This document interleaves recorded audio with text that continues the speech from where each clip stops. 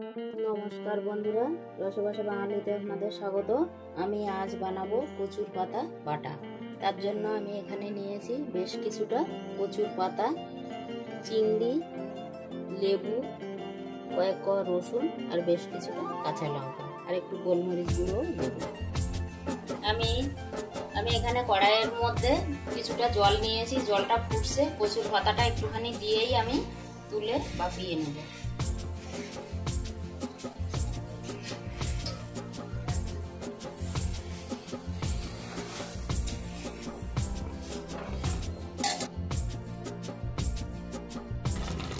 কচুর পাতাটা আমি ফুটন্ত জলে দিয়ে একটু ভাপিয়ে নিলাম। এবার আমি গ্যাসটা অফ করে দিচ্ছি, কচুর পাতাটা জল ঝরিয়ে নেব। গ্যাসে আমি একটা কড়াই বসিয়েছি, কড়াইটা গরম হয়ে গেছে। রান্নার জন্য দেব আমি সরষের তেল।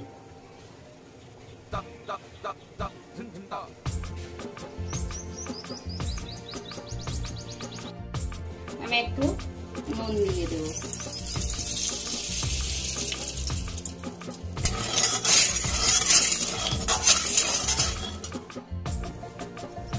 এবার দেব খোসা ছাড়িয়ে রাখা চিংড়িটা। নুনটা তো প্রথমে দেওয়াই ছিল, এবার দেব পরিমাণ মতো হলুদ গুঁড়ো। এবার হলুদটা আমি চিংড়ির গায়ে ভালো করে মেখে নেব। আমি চিংড়িটা অল্প সময় ভেজে নেব।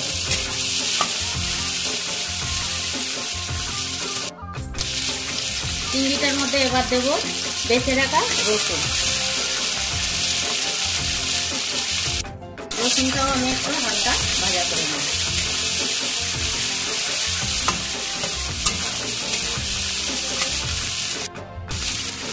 সবশেষে দেব কাঁচা লঙ্কা। এই কচুর পাতা বাটার মধ্যে কিন্তু একটু লঙ্কাটা বেশি দিতে হবে। লঙ্কাটা বেশি হলে কিন্তু খুব খেতে ভালো লাগে। আমি চিংড়ি, রসুন, কাঁচা লঙ্কাটা মিনিট 2 ভাজা করে নিলাম। এবার আমি তুলে নেব।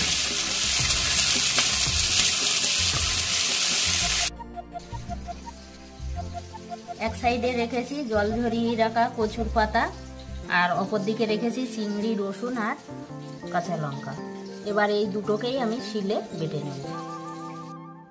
আমি এখানে শিল নোড়া নিয়েছি।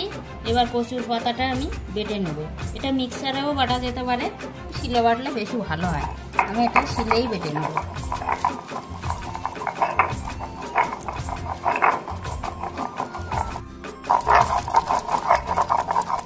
আমি কচুর পাতাটা খুব মিহি করে বেটে নেব।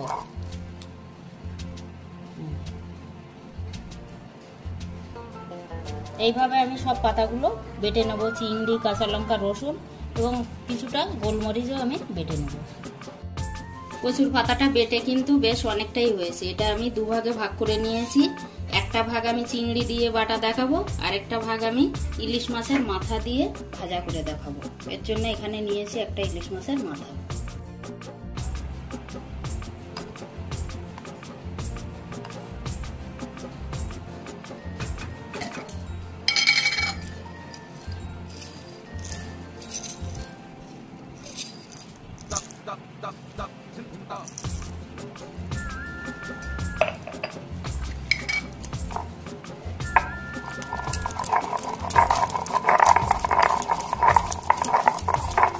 এই বাটাটা একটু ঝাল হলে কিন্তু খেতে বেশি টেস্টি হয় এবং গলাটাও ধরবে না।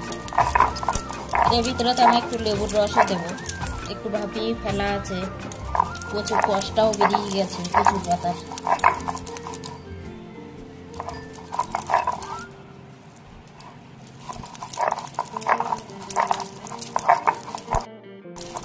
এইভাবে আমি কচুর পাতা, চিংড়ি সবকিছুই একসঙ্গে বেটে নেব।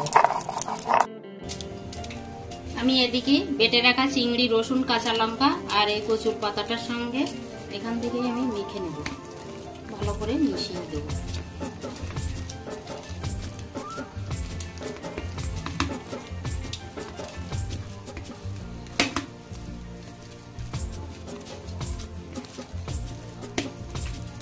মেশানো হয়ে গেছে। কড়াইয়ে দেব আমি পরিমাণ মতো সরষের তেল। তেলটা তেলটা গরম হয়ে গেছে, দেব ছোট চামচের 1 চামচ কালো জিরা।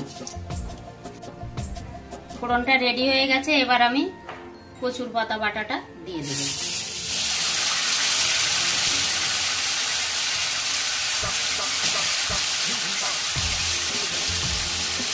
দেব স্বাদ মতো নুন, পরিমাণ মতো হলুদ গুঁড়ো।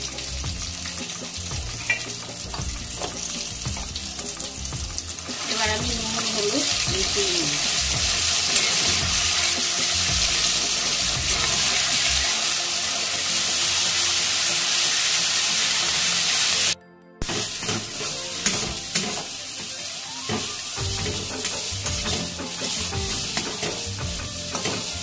এটা একটু বেশি সময় ধরে কিন্তু ভাজতে হবে, ভাজাটা ভালো হলে খুব ভালো লাগে খেতে। বন্ধুরা, আজ আমি 2 রকম পদ্ধতিতে কচুর পাতা বাটা দেখালাম, দুটো খেতেই কিন্তু অসাধারণ লাগে। এটা তো ভাজা করা হয়ে গেছে, এবার আমি দেব সবশেষে একটু লেবু দেব।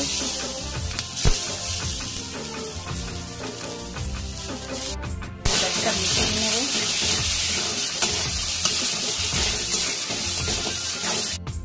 লেবুর রসটা দেওয়ার কারণে কিন্তু একদমই গলা ধরবে না। প্রথমে আমি মাথাটা ভাজা করে নেব। ইলিশ মাছের মাথাটা আমার ভাজা করা হয়ে গেছে, এবার ফোড়নে দেবো একটা শুকনো লঙ্কা।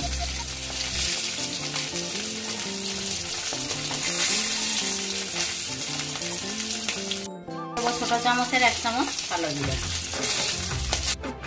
এবার দেবো আমি বেটে রাখা কচুর পাতাটা। কচুর পাতাটা এবার আমি মাছের মাথার সঙ্গে মিশিয়ে নেব। পরিমাণ মতো স্বাদ মতো নুন। আর আমি ভালোভাবে মিশিয়ে নেব।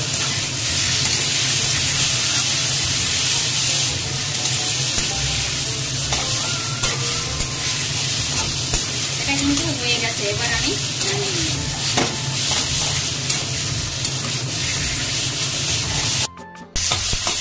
5 মিনিট আমি ভাজা করে নিলাম, এবার আমি নামিয়ে নেব। দেব সামান্য একটু লেবু দিয়ে। বন্ধুরা, প্রথমে আমি ইলিশ দিয়ে কচুর পাতা বাটাটা দেখাচ্ছি।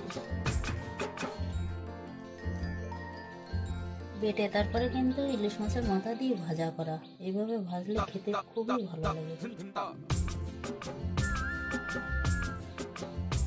এবার সাইডে আমি দিচ্ছি চিংড়ি দিয়ে কচুর পাতা বাটাটা, এটাও কিন্তু খেতে অসাধারণ লাগে।